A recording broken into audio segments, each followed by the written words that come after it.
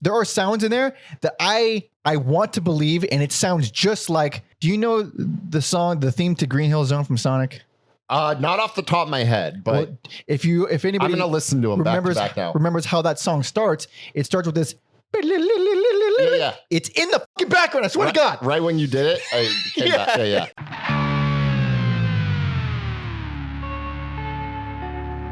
Welcome to Every Album Ever with Mike and Alex. My name is Michael Mansour, and I'm joined, as always, by my trusty co-host, Alexander Volts. Say hello. Hello. This is Every Album Ever, the podcast where we listen to every single album in the world, one artist at a time, except for these shorter single episodes where we discuss, I guess, one album at a time. Are we calling them these episodes singles? Singles, EAE singles. They're officially. They're easier and shorter, and they're also up to date and current. So what are we going to talk about today? Today, we're going to be talking about the latest album from ... Angulos by the Trail of Dead, and it is called Bleed Here Now. 11, all caps, Bleed Here Now. Oh, yeah. This is weird because this is a band that plenty of people know and like, and I've never heard them, always heard of them. Mm-hmm. And this is my introduction, which is probably a fucking stupid idea. I shouldn't have cussed. It's okay. I'll edit it out. Yeah, I like the idea that you're just getting into it. I'm a lapsed listener. A what and who? Lapsed listener. Okay. Like, first 4 albums from them, I love. Then kind of felt like they got into a holding pattern a little bit. Mm-hmm. Took a long break from recording from about like 2013. 2014 to 2020 was the latest gap. So I was very interested to see what the boys in Trail of Dead had to offer, how they age, because listening to this and looking back on them, I was thinking about how much in their youth their image was kind of formed in being very chaotic. Mm-hmm. Always live, if people haven't seen them live, always switching off instruments. Yeah, what's his singer and drummer? What's her faces? They swap between drums and vocals, right? Yeah, as well as other members. I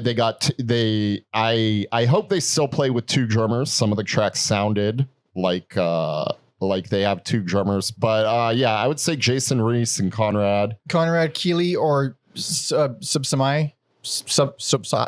Hold on. Subsamai. Yeah. What's the deal with the name? I don't know. That's news to me looking at it. He was formerly Subsamai, and now he's Keeley. 2 main guys, I'm assuming. Yeah, and then I think maybe the band was more stable before, but I mean those are the two main guys. I had, like I said, no experience with this band. I didn't even know until putting on the fucking album what kind of band they were. Oh, and with a name, you can't fucking blame me for thinking they're metal with a name like, and you'll know it's about Trail of Dead. Usually I assume we're covering some kind of extreme metal band, but this time it's not my fault. Kind of. It's weird. I love it, but it's also kind of pretentious. They probably could have just called themselves Trail of Dead, which most people Yeah, it's a stupid fucking name. Sorry, but it's a long and annoying name. And I don't even know how I'm going to list this episode because the name is so long. But what would you think of the album? I enjoyed it. I liked it. Meaty. Me too. Nice. Yeah, it was very, I don't know if it's an appropriate introduction to the band, but I liked it. I was pleasantly surprised because I think this album, the first 3 tracks are a little misleading. In a sort of, they're wait, tracks or songs? Because like the first 2 tracks are like so it's really.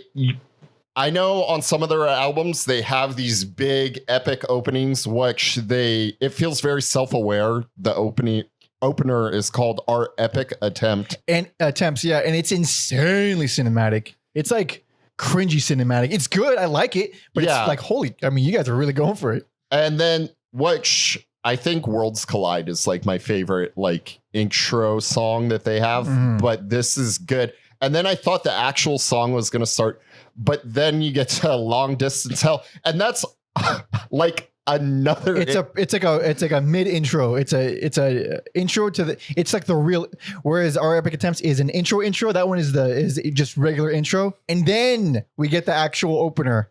And that song, I do not like. You don't like it? No, you don't. Really? I don't like it. It's like a minute long, and it's wait, what don't you like about it? Oh wait, sorry. Oh, you mean Field Song?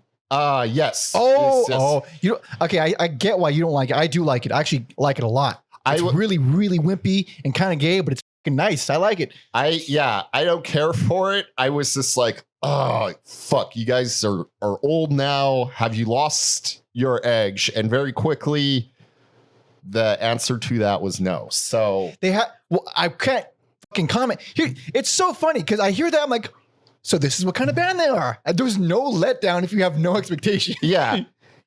I should comment about the recording of this because after reading some quotes about how they recorded it not in Dolby audio but blah blah blah blah quadrophonic. Yes, and I think that makes I just wanted to get this out of the way. I think it makes a lot of these quote unquote filler tracks or intro or outro tracks to songs. Yeah. They're some of the best because this whole album is just filled with so much sound that when you go back, you can find little things here and there that maybe you didn't notice on other. There's a ton. This is a very, very, very crowded mix. And I don't have 4 speakers, so it doesn't, the gimmick is lost on me. Yeah. Well, if you have like the Patreon, everybody, we don't have any money for speakers. Yeah. If you want to get Mike Dolby Atmos headphones, because that's the best way to do it is headphones. I might buy some of those. Yeah. I mean, because it just felt like it's a cool mix. It's a good mix, but I don't know what you can use it for gaming. You can use it for listening to music. It's dope. I'm going to be listening to podcasts on Dolby Atmos qualified headphones. So going with no expectations and hearing shit like Penny Candle, it's just so wimpy and nice and indie sounding. And I'm like, all right. But then you get the rest, and it's wildly diverse. I think it's a nice mix of all the stuff. It does go places I wasn't expecting. Penny Candle felt like a proper return to form. Okay, so it's more like them. Yeah, because it's not like their older albums are full chaos all the time. They've always had pretty parts. It was just there was something about Field Song. Okay, I'll stop talking about that. So my problem with like the transition stuff and the cinematic stuff is not all of it, but some of it is like, oh man, that is a clearly obvious MIDI string section, and the MIDI stuff it's hard to take seriously when everything is presented so like big, and epic and dramatic. And it's like, but it's a dude with a Casio, not literally, but it's some tracks. It feels really good, like the closers, both English Magic and Calm as a Valley, all the orchestral instruments and the choirs and all that stuff. That stuff, it feels great on those. Yeah. Also, the closer English Magic is fucking beautiful. Very great closer. I was very happy. The track after that was more of like an outro because it has like there's a lot of returning to old like motifs and other parts of songs, and but now there's a choir singing it instead of the band or whatever. The first song where I kind of felt thrown for a loop was for No Confidence. Oh, because that is like a rockin' song. It is a hard rock song. Yeah. I don't know if they've done such a straightforward hard rock song like that before. And anytime a band veers a little differently, I'm for it. I hope they didn't, because I don't like that song very much. I think it's fine, but it's I don't know. But yeah, my ears really perked up on Kill Everyone. Like great, almost punk rock. Yeah, it's very, very punky. And like the first, I mean, there's a lot of studio neatness where the first half is like, oh, this song sounds like shit. Psych. And it gets all big and powerful and all that. There's even like some folksy stuff on here. Oh, I know you hate Growing Divide. No, I like it. Shut the fuck. It's not sappy. Who are you? It's not sappy. But it's awful folk. No, I think it's good. How do you, man, I fucking don't get you, dude. Like, no, I don't think that is like wimpy or sappy. I think it's just it's not sappy. Nice. It's not sappy. Yeah. But the thing is, that's not why I dislike most folk. Most folk I dislike because of it's melodramatic. And then also like they all revolve around the same like strong kick drum with the acoustic. And I just, it's not my bag. That one just, I appreciate the diversity. I like that it's something completely unexpected just thrown in there. Don't like the song very much. I liked it. While we're talking about like folksy things, fucking Protest Street. Oh, that song Protest rules. Streets. Yeah. Fucking killer guitar work. What else is in Dude, the fucking... Oh, when it like does... right? Yeah. These big epic horns. And then it goes into, I'm assuming it's Irish. She sounds heavily accented, but it is a lady who I don't know, couldn't find her name. There's not a lot of, there's like not even a wiki page on this album. Yeah. But I probably could have, you know what? I will look it up because our boy Tom Osman, our history guy, did send us some notes. So it's probably on here. So vamp while I find that, please. But yeah, I love the guitar on that song. And then they do their big epic chaos thing. There's lots of horns. And then you get this woman singing. And I'm assuming it's like an Irish folk lullaby type thing. And it's just, it's awesome. It sounds great. What track is that? Is that track 17? Let's find 17. Sydney. No, it's a man's name. Okay. Well, wait, hold on. Sydney. I don't know. Sydney could go either way. Have you never watched the Scream movies? You know what? Not a long time. Good point. Sydney Prescott. Let's do a little Command F here. Yeah, do a little cheating there. Let's do a little cheating.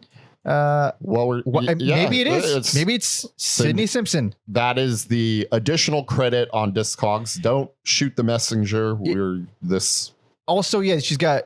If this indeed is the lady, there's like nothing else. There's one other record on here. Probably a friend of the band or someone bought her in, a local. Who knows? A local from Austin who has a heavy Irish accent. Yep. You know who's not a local is Amanda Palmer. Oh, of the Dreadsing Girls. What song is that? Damn. I'm trying to have these smooth transition like into different songs. I got you, baby. I got you. It's Millennium Actress. Gotcha, bitch. Gotcha. I don't love that song. I don't like it. Yes. Yeah. I find it to be a tad on the, it's just more emotional rock. Mm-hmm. It's just kind of gets on my nerves. There's nothing wrong with it exactly. And there's even the songs I don't like Contra Mundum. I don't even hate it. Yeah. I liked it more on multiple listens. I think it's fine. I think the first half is definitely more memorable for me.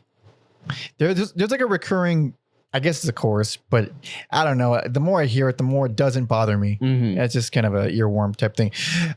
Favorite song on the album, if I had to pick, which I don't, but I'm going to because it's very easy for me. I hope it's the same as mine. It better be. Taken by the Hand? No. I like that song though. That's my favorite. I like it a lot. That song really moves me and makes me really sad in a nice way. That's one of the like stronger songs. 11 fucking minutes. Yes. Not counting A Life Less Melancholy, which is basically the intro to it. So it's basically, over 12 minutes. Yeah, that's great. You get these organs. That's the song where I was like, oh, maybe they still do double drumming live. I need to find out. Mm-hmm. If you know, leave a comment. Let me know. Because, there were parts I was like, oh, I bet they do like the double drumming stuff here. Yeah. It's this masterful. So, like the first 4 minutes is this devastating, beautiful, really powerful, like, I don't know, waltzy type thing. I don't think it's actual waltz, but, and after like 4 minutes, it goes real jammy, real psychedelic. Mm-hmm. I mean, and I mean, I get now, and I'm the double drums is kind of like, oh, that's clicking in my head. Like now I get it. Yeah. But then he eventually it loops back around to that main. It's just a fucking beautiful, really fuck. That's It probably fucked me up a little bit. I was in a really upset mood today, and then listening to that, I'm like, oh god damn it, why am I alive? That might be my second favorite. What's your first? My first. If y'all know me, I have to go Golden Sail. It's just Really. I love it so much. Really? And the crazy prog rock keyboards, right? I don't think they've ever gone like full prog. And then also like, because there is a difference between prog rock and kraut rock, and sometimes who thinks of the same thing? What fuck? No, you give me his fucking name. Sometimes there's an overlaps. Like I would argue that Can ventures into prog rock sometimes. Yeah, I guess. But Can is special. Can is a special band. But yeah, there's like the kraut rock elements of like the driving. Yeah, very consistent. And then you bring in the psychedelic prog rock keys. Yeah, that's when I was like, you know what? Even if the back half of this album is awful, like that one, it got you that much. Well, because that's like 8 or 9. It's almost like halfway in. You mean track listing wise? Yes. Like you're almost. It's track 8. It's pretty early. It's in the first quarter. You know what? That doesn't make any sense. Out of disc one. Okay, that's what I mean. Like. By the way, this album's really long. We didn't mention that at all, but keep going with the thought. Yes. So I was like, damn. Even if the back half is bad, I could just listen to the first half, and it's really enjoyable and kind of rekindled my love of Trail of Dead. Look, that song, before it goes all proggy, really struck some Mercury Rev chords in me. Has that? Yep. I mean, and I do love that band. So yeah. But check out our Mercury Rev episode.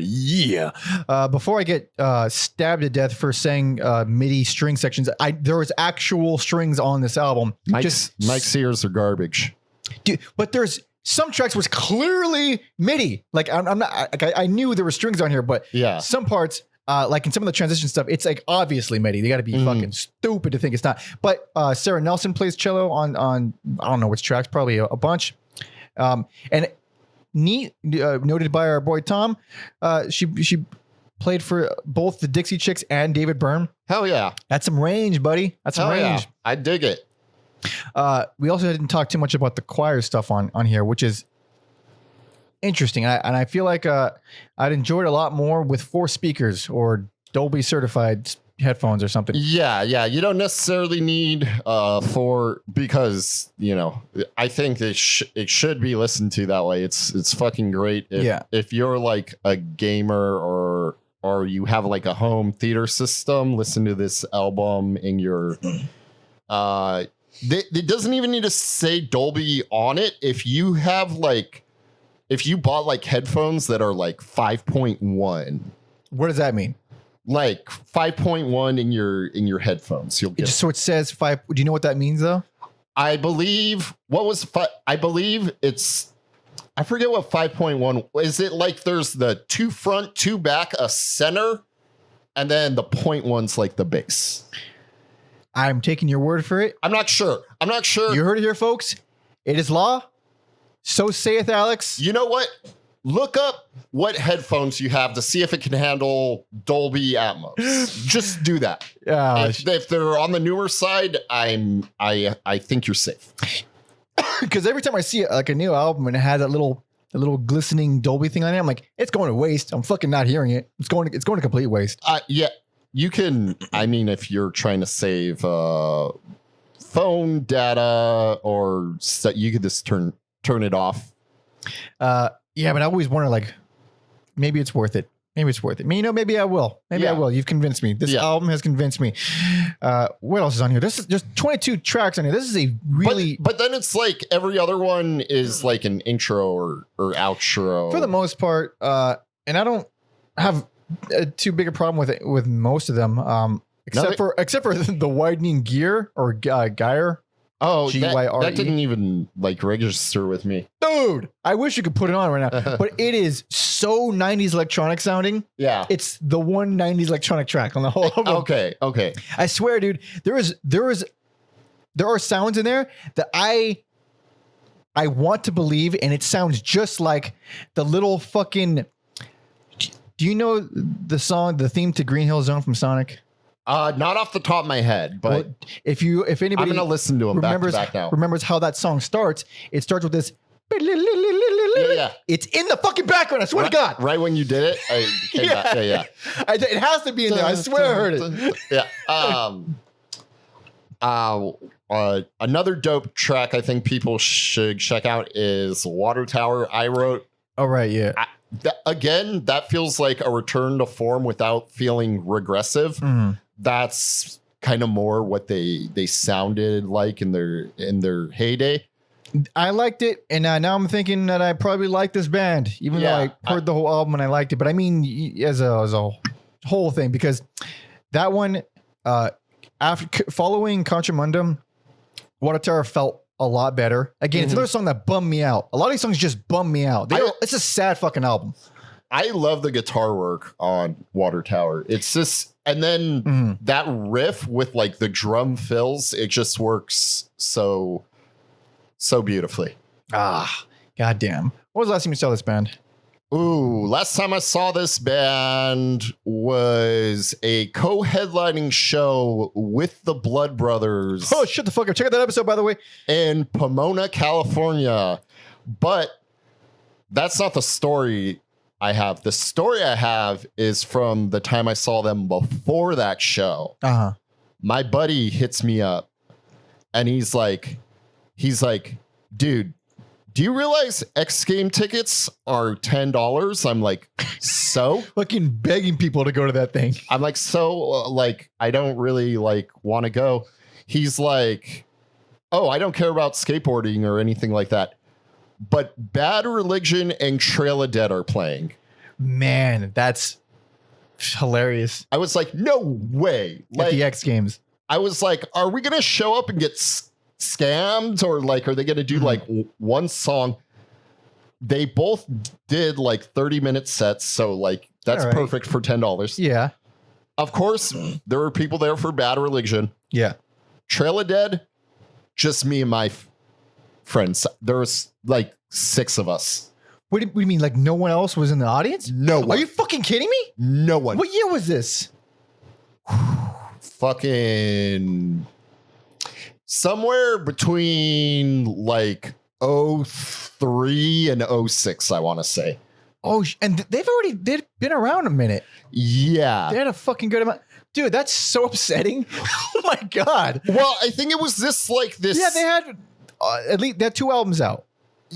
Sorry, 3 albums. That fucking 3 albums out. What the hell? I think it was this thing where I'm sure it wasn't marketed as a Chill of Dead show. I had no idea bands played at X Games. I don't know about now, but at the time. Yeah, I didn't know X Games, if it's around now still. I think it is. It is.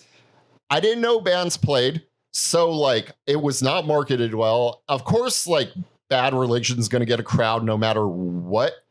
But Trail of Dead, they have their community, and they were at their peak in 2002, and then I think it started to wane on them.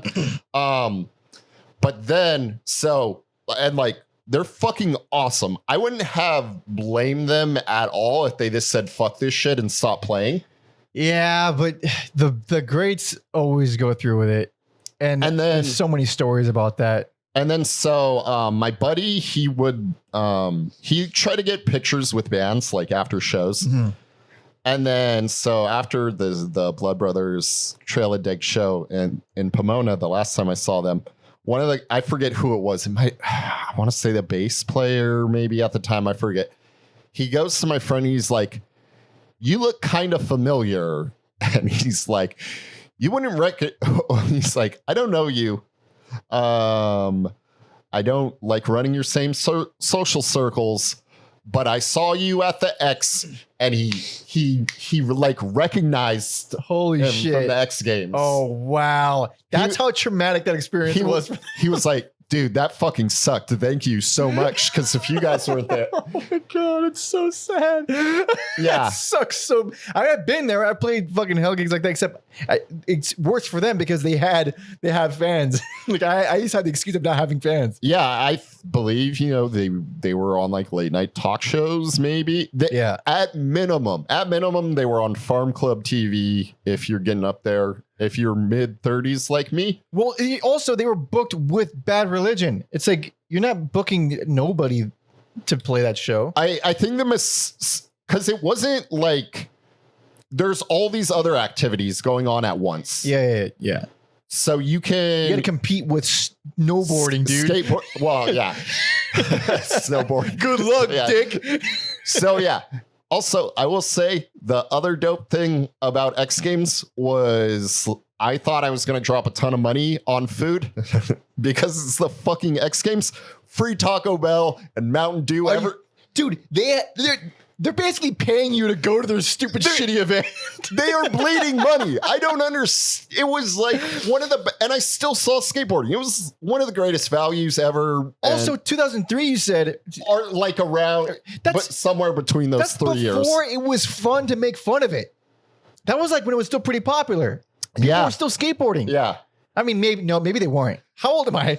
Well, there's a difference in those 3 years too. Maybe I don't think it was popular. I think I'm wrong. Like if it couldn't be, they give me fucking Taco Bell. I want to say it was 05 or 06. That sounds way more realistic. Yeah, there's no way. If it was 06, they probably had like 5 albums out, which is way worse. But no, it'd be worse in 03 because sources and tags, source tags and codes. Yes, that's like their landmark album. Oh, okay. That'd be way worse if that happened. No, this was definitely post Worlds Apart. Okay, it was okay. So it was at least 05, the earliest. Yeah, thinking about like hell gigs like that, and how not only are they inevitable for anybody who performs, but how deep into your career they will go on. Yesterday, I think it was yesterday, I follow nothing but comedians. That's like my thing I'm obsessed with. And one comedian posted, it was on her, she's a comic, but she posted, she took a picture of this other he's getting up there, a comic named Joe List. He's a fucking New York guy. He's really great, but he's a headliner and he does well. And he has like specials with millions of views.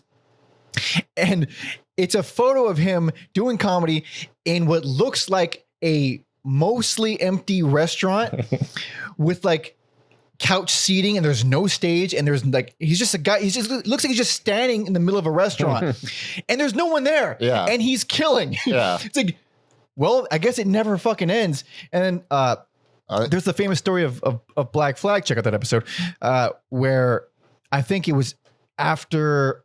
It might have been like 84 or something like that, or 83, maybe even 82, when they were already like beloved in the punk scene, and they were playing a show to 6 people, and it was like, this is the worst thing that could happen. What do we do? And like, we just fucking do it. You just go for it. Yeah. And my favorite, my last, got to do everything in threes. It was in Doug Stanhope's book. Everybody knows Doug Stanhope. He's also one of the greatest comics ever. His is unmatched.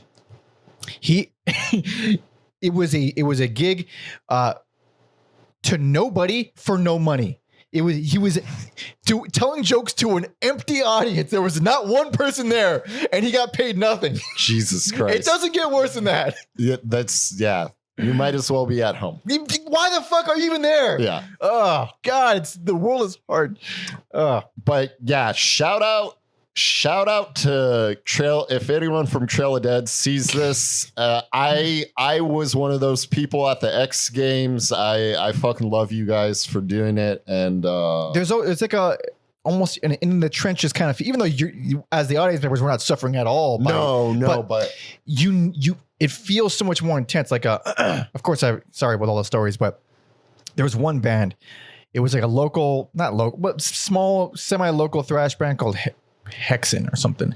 And I coincidentally knew like the cousin of the drummer, and it was a band that I liked. And I was like, oh, it's a cool, local thrash band.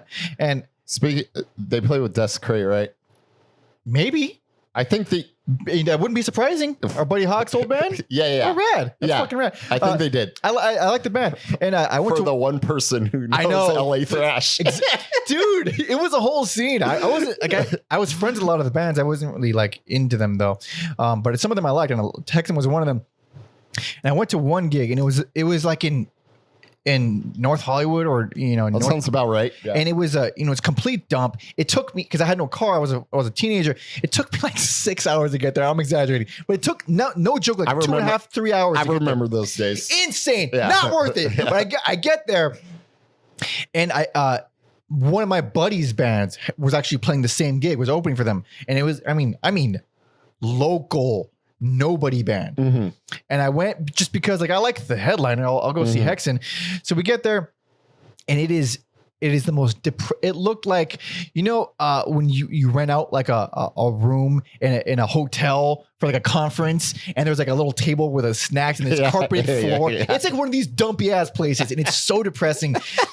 And I'm there, I'm like, well, I'm already here, and my ex-girlfriend shows up. I'm like, oh god damn it, fuck this night, man. And then Hexen takes the stage, and the singer goes up and he says, I know you guys are tired. There's not a lot of you here, but everyone get the fuck up here now. And I was like, oh yes, sir. Okay. And the 5 people that were there just go right to the front, and it was a cool show. Nice. Yeah, it's like you really gotta fucking pull it from the bottom of your soul. Yeah. To just do it. It sucks so bad. Whew. Back to Trail of Dead. Back to Trail of Dead. It's a cool fucking album. Cool album. I got some homework to do after this. I'm curious. There's about like 4 albums I did not listen to. I'm curious what the in between was. So this album is, it has the header of Roman numeral 11, and it does that with the previous 2. So there's 9, 10, and 11. Is that their albums, or is that including their EP? Well, it's just the last 3 albums. So 9, 10, 11. That's when they started. No, 11 albums total. Oh yeah. I believe so. Yeah. 11 total. Yeah. So I guess that's like their new little theme they're doing now. Yep. I suppose. But now I know where to start to go back. I'm assuming source tags and codes is where I should start with. Yes, source tags and codes and worlds apart, and then work your way backwards. Madonna, self-titled, and I forget what the EP's called. Those are good. And then then you're in some uncharted waters, and 2 albums I was neutral about. Okay, so Relative Ways is the first EP. Not the first release, but it's just the EP. Yes, that came right before. Yes, that is a codes. That's a good one. That's a good little EP. Nice. Well, I'm glad I liked it, and I'm glad that they're not what I was expecting, even though you didn't know what to.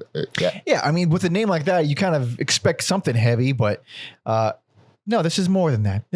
Sometimes. It's okay. No, they were always. I think I saw them about 4 times, around 4 times. Mm-hmm. Always killer. I always had fun at their shows. In this interview that we have with, regarding this album, one of the things that was Keely that was saying about wanting to make this, or like making this album being a response to modern pop and whatever, like this is how we should be making pop, kind of like how Patton did with Peeping Tom. Yeah. And by the end of it, I felt like this is accessible rock done in the best way. It's crazy. I always felt like they should have. They're one of those bands I've always felt like they should have been bigger than they were. Yeah. But yeah, I don't know. I might try to catch them in the future. Yeah. One other thing that I said Keely, but I meant Conrad, because now I don't know what to fucking call him because his name's Conrad. One thing he said about like what's inspiring these albums is the 6-part Grateful Dead documentary. I think it's Long Strange Trip. I don't think I could do that. Well, here's the thing. I'm not a Dead guy, and like they're one of those bands where even I think Deadheads are like, all right, it's not, like they're our Messiah, but it's not for everybody. There's this comedian that I really love. I think he's one of the most underrated comics in the world. His special just dropped as we're recording this, so I'm going to watch after we're done recording. His name is Phil Hanley, and he is obsessed with the Dead. And it's one of the things that I just kind of ignored about him. And then I saw him on a pod, and he was explaining. I didn't realize how they got their fan base. It was literally, I didn't know it started with them recording every single performance. And then the fans would just follow them around recording every performance. And it just grew organically from the live shows for decades. Yeah. That's like super duper unique. Maybe I don't love the music, but that's fucking crazy. I mean, yeah, they have their audience. They're gigantic, but yeah. Interesting. Yeah. I see, because like he also cites Beatles Get Back, and I watched first part of that. The first episode, and I was just, I don't know, too much. It was just like, it feels, and I'm sure it's why a lot of people like it. It feels like you're sitting in the practice room with them. Oh, that's definitely why people like it. I mean, especially for the Psycho fans. And maybe that's a little bit uncomfortable for normal people who aren't obsessed with the Beatles. Yeah, maybe if I was, because like I was just so into them when I was younger, and I'll still listen to them here and there, but I was just sitting there like, I don't need to watch the rest. Yeah, and also if you're a person who's been in a lot of practice rooms and felt the tension there, I don't need to watch on. I can watch other things. I can watch other things. Plenty of things I can watch. But it's a cool album. I'm glad we covered it. We should probably wrap up. Yes. But so thank you all so much for listening and watching. Thank you, Tom, our history guy, for supplying us with these notes. Be sure to follow him if you would like to do that on Facebook, Instagram, and Twitter at Tom Osman Sounds, as well as his Substack, tomosman.substack.com, where he writes about music as well as other musings, and it's all very entertaining. And he makes the music too. So Much for All in Day's Work, which is his debut album. You can find a link to that in the description. You can follow me on all social media at Panda Monkey. You can follow Alex on Instagram at Mother Puncture. Hell yeah. Please like the video if you like it. Subscribe, hang out, talk shit in the comments. Leave us some little quips and quirps and all the things about this band. If you tell me I'm a fucking moron for not knowing them, it's all welcome. I really want you to go ahead. There's also a link to the full album in the description if you haven't heard it already.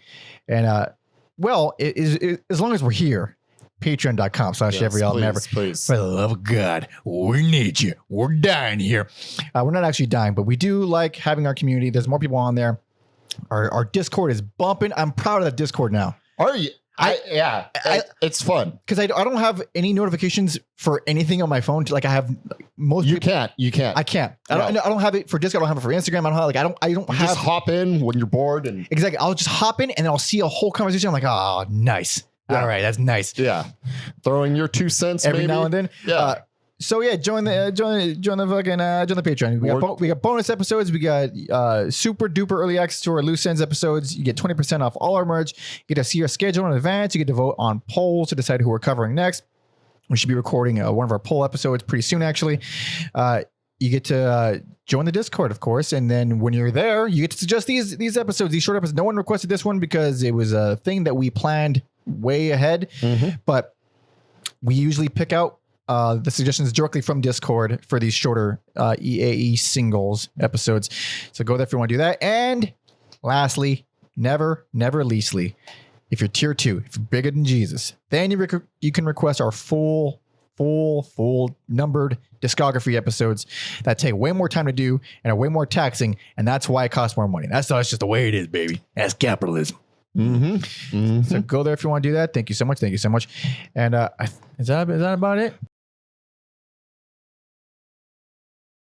That's about it. It's weird not playing music. I think we will. I think we should start doing it for these singles. I'll have to do it in post.